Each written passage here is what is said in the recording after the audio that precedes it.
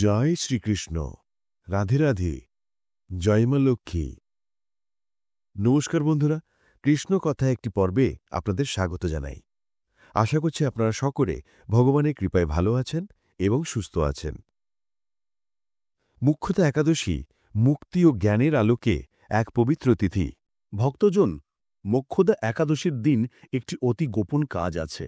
যদি আপনি সেটি দিনের যে কোনো সময় নিঃশব্দে তুলসী গাছের সঙ্গে বেঁধে দেন, তবে এত টাকা আসবে যে সামলাতেই পারবেন না। স্বয়ং মা লক্ষ্মী এই গোপন উপায়টি বলেছেন। যদি মোক্ষদা একাদশীর পবিত্র দিনে আপনি এই ছোট্ট কাজটি করে ফেলেন, তবে জীবনে আর কখনো পিছনে ফিরে তাকাতে হবে না। এমন ধনলক্ষ্মীর বর্ষণ হবে যে 7 পুরুষ বসে খাবে। সারা বছর বাড়িতে সুখ, শান্তি, সমৃদ্ধি আর ধনের প্রবাহ অব্যাহত থাকবে। হ্যাঁ, মোক্ষদা একাদশী এমন একটি পবিত্র উৎসব যা বছরেও মাত্র একবার আসে। এটি মোক্ষ, আলোক এবং ঈশ্বর প্রাপ্তির মহান তিথি।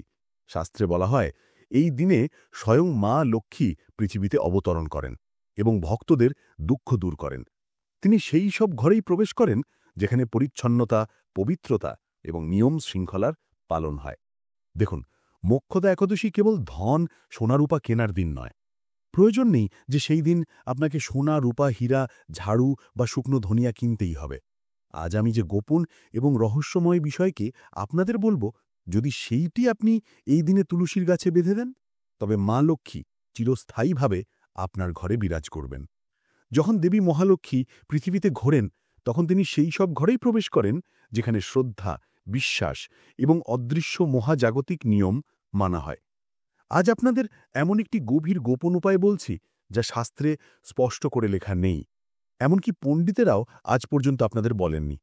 কারণ এটি মোক্ষকা একাদশী ও তুলসীর মহান ঐশ্বরিক শক্তির সরাসরি সম্পর্কের সঙ্গে যুক্ত। অনেক ভক্তের মনে প্রশ্ন জাগে, মোক্ষদা একাদশী আর তুলসীর সম্পর্ক কি? আজ সেই সম্পর্কই আপনাদের জানাতে চলেছি। প্রাচীন যুগে বড় বড় সিদ্ধ মহাজ্ঞানী ঋষিমুনি এই উপায়টি করতেন এবং কেবলমাত্র তাদের নিকটতম শিষ্যদেরই দিতেন। আপনি অত্যন্ত সৌভাগ্যবান যে আজ মা লক্ষ্মী নিজে যেন আপনাকে এই জ্ঞান শোনার জন্য নির্বাচন করেছেন। যার আঙিনায় তুলসী আছে, যাকে বিষ্ণুপ্রিয়া বলা হয়েছে, সেই তুলসী গাছে যখন প্রদীপ জ্বলে, তখন প্রজন্মের পর প্রজন্ম ধরে ধনের প্রবাহ অব্যাহত থাকে। কিন্তু আমরা কতজন ভেবেছি তুলসী কেবল একটি গাছ নয়।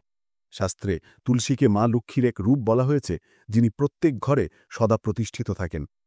তুলসী হল সেই মাধ্যম যে ধনের পথ খুলে দেয়।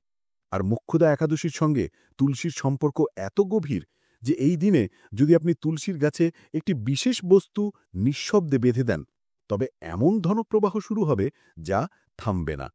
কোথা থেকে টাকা আসছে আপনিই বুঝতে পারবেন না। ব্যবসা মন্দ হয়ে থাকলে আবার উজ্জীবিত হবে। জীবন থেকে ঋণ সরে যাবে। বহু পুরনো আটকে থাকা টাকা হঠাৎ ফিরে আসবে। কিন্তু এই বস্তুটি আমি এখনই বলছি না, কারণ এটি সাধারণ তাবিজ কবজ নয়। এটি একটি অমোঘ বিধান যা মানুষের ভাগ্য সম্পূর্ণ বদলে দেয়। এখন বোঝা যাক মোক্ষদা একাদশী ও তুলসীর সম্পর্ক কিভাবে। মোক্ষদা একাদশীর রাতে যখন প্রদীপ জ্বালে, তখন তুলসীর আঙিনায় একটি সূক্ষ্ম গ্রহশক্তি সক্রিয় হয়। যেসব ঘরে তুলসী থাকে সেখানে মা লক্ষ্মী সশরীরে বিরাজমান থাকেন। মানুষ বড় বড় মন্দিরে গিয়ে লক্ষ্মীকে খোঁজে, কিন্তু শাস্ত্র বলে এই দিনে মা লক্ষ্মী অন্য কোথাও নন, তুলসীর গাছের মধ্যেই অবস্থান করেন। মোক্ষদা একাদশী সেই পবিত্র সময় যেটি মানুষের ভাগ্যের ধনরোধ ভেঙে দেয়, আর তুলসী সেই বন্ধন খুলে দেয়। যারা কেবল কেনাকাটা করে ফিরে আসে তারা শুধু রীতি পালন করে, কিন্তু যারা তুলসী দিয়ে শুরু করে তারাই নিজের ভাগ্য নিজের হাতে লেখে। এখন আপনাকে বুঝতে হবে ধন কিভাবে আসে। ধন শুধু পরিশ্রমে আসে না, ধন আসে তখনই যখন মানুষের সৌভাগ্য জাগে, যখন আমাদের আত্মা কোনো শক্তিপুঞ্জের সঙ্গে যুক্ত হয়। আর সেই শক্তিপুঞ্জকে সবচেয়ে সহজে আকর্ষণ করতে পারে তুলসী। তুলসী এমন এক মহামন্ত্র যা এই ব্রহ্মাণ্ডের সমস্ত ধনাত্মক শক্তি টেনে এনে মানুষের আঙিনায় নামিয়ে আনতে পারে। তুলসী এমন একটি পবিত্র গাছ যা মা লক্ষ্মীকে খুব সহজেই আপনার ঘরের দিকে আকৃষ্ট করতে সক্ষম। আর মা লক্ষ্মীকে দয়া ও করুণার দেবী বলা হয়। মানুষ যতই ভুল করুক, যতই পাপ করুক, তবু মা লক্ষ্মী একদিন না একদিন তার উন্নতির পথ খুলে দেন। যে ঘরে তুলসী থাকে সে ঘরে ভয়ঙ্কর রোগ বেশিদিন স্থায়ী হয় না। চোখে জল থাকতে পারে কিন্তু পেটে ক্ষুধা থাকে না। অভিযোগ থাকতে পারে কিন্তু কঙ্গালি থাকে না, কারণ তুলসী নিজেই লক্ষ্মীর দ্বার। কিন্তু মোক্ষদা একাদশীর দিনে যদি তুলসীর গাছে একটি ছোট্ট গোপন বস্তু বেঁধে দেওয়া যায়, তাহলে মা লক্ষ্মী শুধু সেখানে আসেন না, বরং স্থায়ীভাবে সেই ঘরে বসবাস শুরু করেন। গোপন বস্তু কি? অনেকে ভাবেন চাল হবে, লবঙ্গ হবে, ইত্র হবে, সুপারি হবে। না, এগুলোর কিছুই নয়। এটি এমন একটি প্রতীক যা যদি কেউ জেনে নেয় এবং সঠিকভাবে তুলসীতে বেঁধে দেয়, তাহলে তার ধনের দরজা এমনভাবে খুলে যায় যে আর বন্ধই হয় না। কিন্তু তাড়াহুড়ো নয়। প্রথমে জানতে হবে এর বিশেষ নিয়ম এবং সতর্কতা, কারণ ভুল নিয়মে করলে ফল উল্টো হতে পারে। ধনের পরিবর্তে কঙ্গালি ঢুকতে পারে। কেন সতর্ক থাকা জরুরি? মোক্ষদা একাদশীর রাতে ব্রহ্মমুহূর্তের আগে দিব শক্তি ধরায় অবতরণ করেন। তারা মানুষের কর্মপত্র পড়েন, কাকে কি দিতে হবে, কে যোগ্য, কে অযোগ্য। আর সেই সময় তুলসী সাক্ষী থাকে। তাই তুলসীতে কিছু বাধা মানেই সরাসরি দেবতাদের কাছে আপনার বার্তা পৌঁছে দেওয়া। তাই মন হতে হবে শান্ত, মুখ হতে হবে পবিত্র, এবং সেই কাজ করার সময় কেউ আপনাকে দেখবে না, কারণ মা লক্ষ্মী ও কুবের দুজনেই সেই সময় আপনাকে দেখছেন। কোন সময় করে দেবেন? সন্ধ্যায় সূর্য অস্ত যাওয়ার পর আকাশে প্রথম তারা উঠলে তুলসীর কাছে জল দিতে হবে, দীপক জ্বালাতে হবে এবং 3 বার বলতে হবে, হে তুলসী, হে বিষ্ণুপ্রিয়া, আমার ঘর থেকে দারিদ্রতা দূর করে সমৃদ্ধির রথটি আনো। তারপর চুপচাপ, কাউকে না জানিয়ে, গোপন বস্তুটি লাল রঙের সুতো দিয়ে তুলসীতে বেঁধে দেবেন। কিন্তু সন্ধ্যায় নয়, রাতের শেষ প্রহরে, প্রায় রাত 12টার সময়, যখন সব ঘুমিয়ে আছে। এখন আসি আসল রহস্যে। সেই গোপন বস্তু হল গাপুরে ভেজানো একটি তামার কণা। হ্যাঁ, একটি ছোট্ট তামার টুকরো, যা 1 রাত আগে গাপুরে ভিজিয়ে রাখতে হবে। কেন? তামা গ্রহ শক্তির প্রতীক, গাপুর অগ্নিতত্ত্ব। দুটো যখন একসঙ্গে মেশে, ধনের পথে বাধাগুলো জ্বলে ভস্ম হয়ে যায়। এটি শাস্ত্রে লেখা নেই, কারণ এটি ছিল গুরুমুখী গোপন জ্ঞান। পূর্ণিমা রাতের অন্ধকারে ব্যবসায়ীরা করতেন, আর পরের বছর নদীর স্রোতের মতো সমৃদ্ধি পেতেন। তামার কণার মাপ এখানেই সবচেয়ে বড় সতর্কতা। তামা চালের দানার থেকেও ছোট হবে, বড় হলে রাগ বাড়বে, ছোট হলে ফল দেবে না। কিভাবে কাপড়ে ভেজাবেন? 1. একটি মাটির বাটি বা মাটির দীপক নিন, তার মধ্যে কাপড়ও রাখুন। তামার কণাটি চিমটি বা চন্দনের কাঠি দিয়ে রেখে দিন, হাতে স্পর্শ করবেন না। 5. সারা রাত ভিজে থাকতে দিন, পরের রাতে সেটি উঠিয়ে নিন। মন সম্পূর্ণ শান্ত রাখুন, কোনো মন্ত্র নয়, শুধু মৌন। ফল কখন দেখা দেবে? পরদিন সকালে তুলসীকে জল দেওয়ার আগে প্রণাম করুন। পরিবর্তন খুঁজতে যাবেন না, পরিবর্তন শুরু হয় অদৃশ্যভাবে। প্রথম মাসে হঠাৎ পুরনো কোনো টাকা ফিরে আসবে, দ্বিতীয় মাসে বন্ধ ব্যবসা আবার উঠবে, তৃতীয় মাসে ঘরে শান্তি, ধনপ্রবাহ, সৌভাগ্য আসতে থাকবে। তৃতীয় মাসে আপনি নিজেই বুঝতে পারবেন না এত টাকা আসছে কোথা থেকে। কখনো কখনো এই সমৃদ্ধি আসে পশু, যানবাহন, সন্তানের সৌভাগ্য আকারে, কিন্তু এখানে এটি সরাসরি অর্থের ধারা খুলে দেবে। আর যদি আপনি অসাবধানে এই বিষয়টি কাউকে বলে দেন, তবে প্রবাহ কমে যাবে। তাই এখন থেকে সতর্ক থাকতে হবে। কিছু কিছু বাড়িতে দেখা যায় তুলসী গাছ শুকিয়ে যেতে থাকে, সেখানে এই উপায় কখনোই করবেন না। হ্যাঁ, এতটুকু খেয়াল অবশ্যই রাখবেন, ভুল করেও এই উপায় করবেন না, না হলে এর উল্টো প্রভাব শুরু হয়ে যাবে। তবে দেখুন, আপনি চাইলে মোক্ষদা একাদশী অথবা তার আগের দিন বাড়িতে একটি নতুন তুলসী গাছ এনে লাগাতে পারেন। কিন্তু সবচেয়ে বেশি ফল পাবেন সেই বাড়িগুলো যেখানে তুলসী গাছ পুরনো, সবুজ, সতেজ এবং ভালোভাবে বেঁচে আছে। তাই প্রথমেই তুলসী গাছ শুকোতে দেবেন না। যদি শুকোতে শুরু করে, তাহলে আগে দোষ বা নেগেটিভ এনার্জি দূর করতে হবে, তারপরই উপায় কাজ করবে। কিন্তু যদি তুলসী সবুজ, জীবিত এবং মাটিতে আর্দ্রতা থাকে, তাহলে সে প্রস্তুত। আপনার সৌভাগ্যের রক্ষক হতে সে প্রস্তুত। মা লক্ষ্মীকে আপনার ঘরে আকর্ষণ করার জন্য প্রস্তুত। দেখুন, এই উপায় একজন ভিখারিকে ধনী করতে পারে, একজন ব্যবসায়ীকে সম্রাট করতে পারে, একটি পরিবারের দারিদ্র্য দূর করতে পারে। কিন্তু লোভ থেকে করবেন না, ভয় থেকে করবেন না, বাধ্য হয়ে করবেন না, বিশ্বাস নিয়ে করবেন।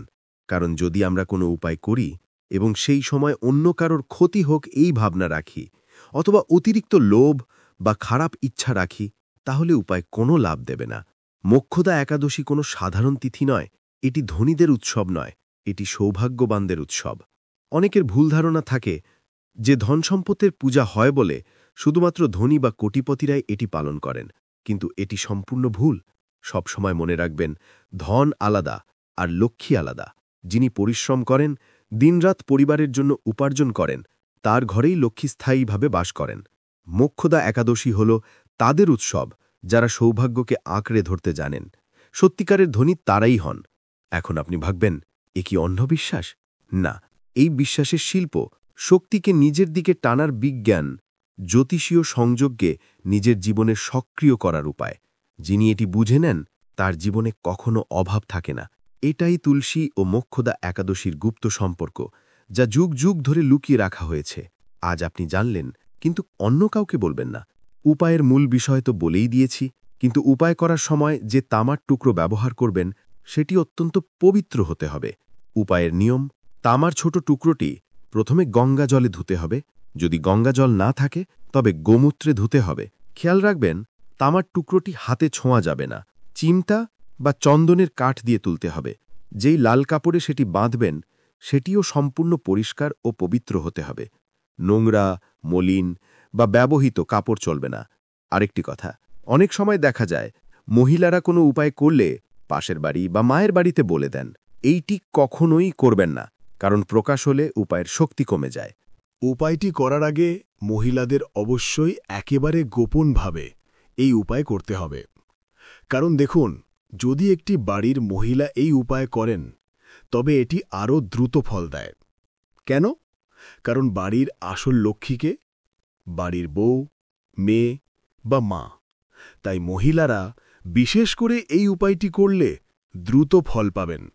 কারণ একজন মহিলা ভালো করে জানেন তার বাড়িতে কোন কিছুর ঘাটতি আছে, কোন জিনিসের প্রয়োজন আছে, এবং সেই বিশ্বাস, সেই ভক্তি ও সেই আস্থায় যখন তিনি এই উপায় করেন, তখন ফল অবশ্যই মেলে। আমি আপনাকে ভিডিওতে উপায়ের নিয়মও বলেছিলাম। সম্পূর্ণ নীরব থাকতে হবে, কারো সঙ্গে কথা বলা যাবে না, মন রাখতে হবে পবিত্র, হৃদয় রাখতে হবে পরিষ্কার। সতর্কতাও বলেছি। সবচেয়ে বড় সতর্কতা হচ্ছে উপায় করার সময় কেউ যেন আপনাকে না দেখে। তামার ছোট টুকরোটি তুলসীতে এমন জায়গায় বাঁধতে হবে যেখানে কারো নজর না পড়ে। যদি তুলসী খুব সবুজ, ঘন ও বড় হয়, তবে তুলসীর ঠিক মাঝখানে বাঁধলে ভালো, যাতে সাধারণ মানুষের চোখে না পড়ে। কেবল মা লক্ষ্মী এবং কুবের দেবের দৃষ্টি সেখানে পড়ে। আজকের জীবনে দুঃখ কষ্ট তো সবারই আছে। কারো ঋণের চাপ, কারো সন্তান সুখের অভাব, কারো চাকরিতে উন্নতি নেই, কারো ব্যবসা চলছে না, বাড়িতে সবসময় ঝগড়া অশান্তি, বরকত থাকে না, বাড়ির কেউ না কেউ সবসময় রোগে ভোগেন। তাই এই উপায়টি অবশ্যই মোক্ষদা একাদশীর দিনে করুন। কারণ এই উপায়ের একটি বিশেষ মান্যতা হল, এটি শুধু ধন সম্পদের পথ খুলে দেয় না, বরং জীবনের সমস্যাগুলোকেও দূরে রাখে। মানুষ কেন কমায়? তার পরিবারের সুখের জন্য কামায়। কিন্তু যখন ঘরে ঝগড়া ক্লেশ বেড়ে যায়, তখন পরিবারও সুখী থাকে না। তাই মোক্ষদা একাদশীর দিনে মা লক্ষ্মীর কাছে এই প্রার্থনাও অবশ্যই করবেন। মা লক্ষ্মী, আমার পরিবারকে সবসময় একত্রে রেখো। পরিবার ভেঙে যেও না। যদি কোনো ঝগড়া হয়ও, তাও যেন দ্রুত দূর হয়। মা লক্ষ্মী সেই ঘরেই স্থায়ীভাবে থাকেন যে ঘরে বউ, মেয়েদের সম্মান করা হয়। কারণ বাড়ির যে লক্ষ্মী, অর্থাৎ বউ বা মেয়ে যদি হাসি খুশি থাকে, তাহলে ধনের দেবীও সেই ঘরে হাসি খুশি থাকেন। পূর্বের দিনে দেখা যায় অনেকে ঘরের লক্ষ্মীর উপর চিৎকার করেন, অপমান করেন, এবার অবশ্যই খেয়াল রাখবেন, কাউকে অপশব্দ বলা যাবে না, কাউকে নিয়ে খারাপ ভাবা যাবে না, কারো বিরুদ্ধে দেশ রাখা যাবে না। যেখানে দেশ থাকে সেখানে মা লক্ষ্মী আসেন না। এছাড়া বাড়ি থাকতে হবে একদম পরিষ্কার পরিচ্ছন্ন। রাতে বাসন ময়লা রেখে দেবেন না। রাতের বাসন রাতেই ধুয়ে রাখতে হবে। মুখদা একাদশীতে মানুষ অনেক কিছু কেনেন, ঝাড়ু, গুড়, ধনেপাতা, সোনা, রূপা, হীরা।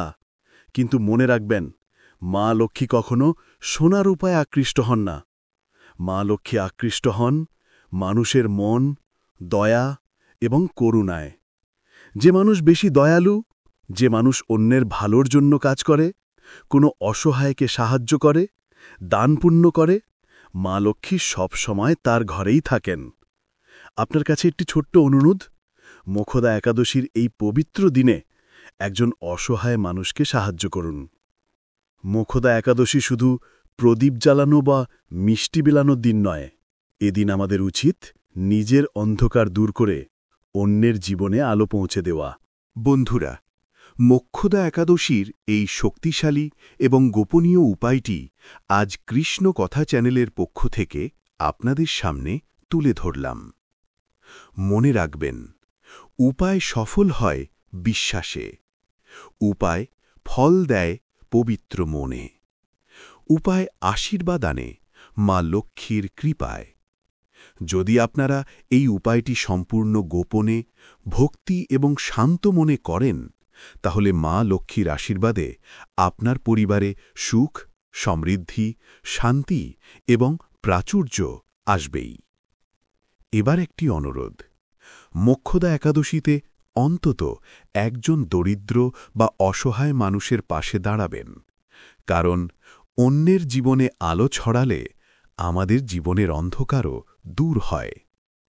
ভিডিওটি ভালো লাগলে লাইক করুন, কমেন্ট করে জানান আপনি মোক্ষদা একাদশীতে কোন উপায়টি করছেন, আর কৃষ্ণ কথা চ্যানেলটি সাবস্ক্রাইব করতে ভুলিবেন না। মা লক্ষ্মী আপনাদের সবার জীবনে চিরস্থায়ী সুখ সমৃদ্ধি বর্ষণ করুন। জয় মা লক্ষ্মী, জয় হরি। কৃষ্ণ কথা, ঈশ্বর ভক্তি ও আধ্যাত্মিকতার আপনার প্রিয় সঙ্গী।